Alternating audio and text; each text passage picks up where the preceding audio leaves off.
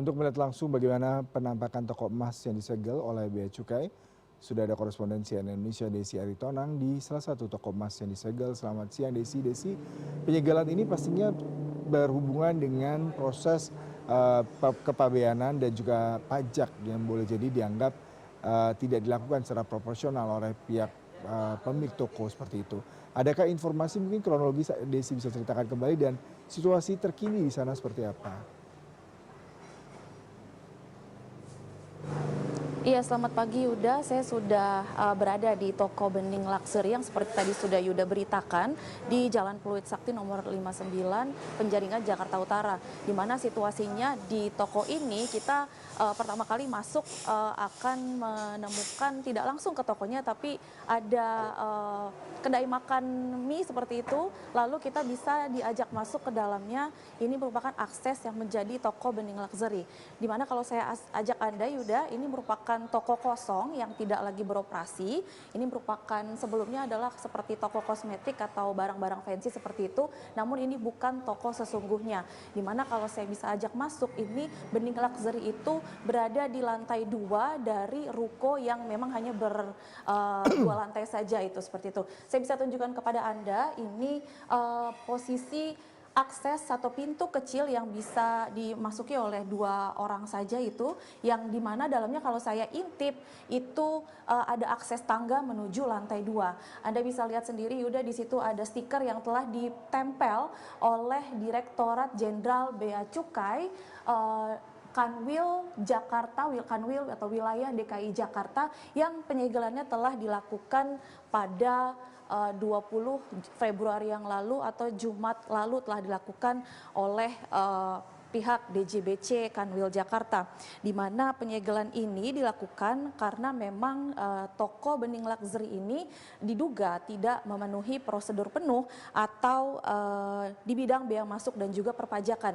Tadi saya mencoba untuk mengkonfirmasi kepada Dirjen Bea Cukai, maksud kami Direktorat Jenderal Bea Cukai Pusat. Mereka menyebutkan bahwa belum mengetahui pasti dari DJBC Kanwil DKI Jakarta mengenai alasan penutupan dari toko Bening Luxury ini, di mana mereka belum mendapatkan info lebih lanjut apa alasan yang dilakukan oleh DJBC dalam penyegelan pada Jumat lalu.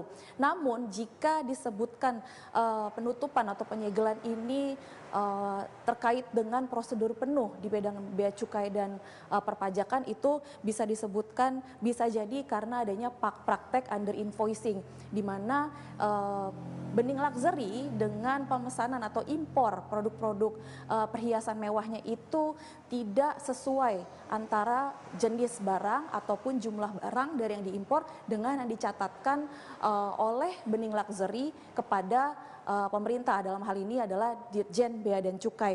Dan juga pemenuhan prosedur yang belum dipenuhi itu bisa juga saat memasukkan barang itu juga tidak benar pemberitahuan informasinya dari sisi jumlah dan jenis barang, dan juga bahkan bisa jadi masuknya barang-barang dalam hal ini perhiasan mewah tersebut secara ilegal. Nah, hal inilah yang masih dilakukan pemeriksaan oleh Dirjen Bea dan Cukai Kanwil DKI Jakarta untuk pemeriksaan administrasi apakah pelanggaran tersebut merupakan praktek under invoicing. Namun jika mengacu pada penutupan pertama toko perhiasan mewah juga yang kalau bisa saya sebutkan mereknya adalah Tiffany & Co di 3 store mereka di 3 mall atau pusat belanja di Jakarta Pusat maupun Jakarta Selatan, itu alasannya memang kurang lebih sama, adanya dugaan praktek under invoicing, di mana disebutkan oleh Dirjen Bea Cukai sebelumnya penutupan pada 11 Februari untuk toko perhiasan Tiffany & Co itu dilakukan karena mereka diduga melakukan praktek under invoicing dan juga adanya perbedaan data dari yang disampaikan oleh manajemen kepada Dirjen Bea Cukai sehingga terjadinya kerugian atau potensi kerugian negara. Sampai hal ini memang penutupan dari toko atau penyegelan Bening Luxury ini dilakukan juga terhadap 2 cabang lainnya yang disebutkan oleh Ditjen Bea dan Cukai. Kalau saya telisik itu selain di Pluit ada juga cabang dengan merek Bening Eternal itu di Jalan Jenggala 2 yang saya ketahui itu ada berada di Kebayoran Baru, Jakarta Selatan. Dan juga brand Bening Minis yang merupakan penjualan perhiasan untuk anak-anak itu juga melakukan yang ada di Pluit Sakti ini juga dilakukan penyegelan. Jadi penyegelan itu dilakukan di 3 store atau 2 store dari Bening Luxury itu sendiri. Dan kita ketahui tadi saya juga sempat melihat-lihat itu ya seperti apa sih sebenarnya barang-barang yang dijual oleh Bening Luxury ini. Memang kalau saya lihat di websitenya itu banyak sekali perhiasan dari mulai anting, gelang, cincin, kalung itu ratusan, puluhan hingga ratusan juta rupiah harganya Yuda. Dan kalau saya lihat juga pemantauan dari informasi sebelumnya memang di atas itu di lantai 2 itu sudah tidak ada lagi barang-barang yang dipampang seperti itu ya. Sudah mungkin diamankan oleh Ditjen Bea dan Cukai sehingga di atas itu hanya berupa rak-rak kosong yang memang sudah tidak dapat diakses oleh karyawan maupun pemilik dari Bening Luxury. Sampai saat ini saya belum bisa mendapatkan informasi apa-apa. Kami datang tadi dan langsung masuk ke dalam ruangan kosong ini dan bisa langsung melihat tadi pintu Bening Luxury itu ditempeli stiker Ditjen Bea dan Cukai sehingga kami belum mendapatkan informasi apa-apa terkait dengan penelusuran mengapa toko Bening Luxury ini ditutup. Dan juga Yuda memang upaya dari penyegelan toko Bening Luxury ini menjadi yang kedua kali setelah Tiffany & Co ini karena memang melalui Menteri Keuangan Purbaya Yudi Sadewa melalui Ditjen Bea dan Cukai itu sedang gencar-gencarnya untuk menggali potensi penerimaan negara.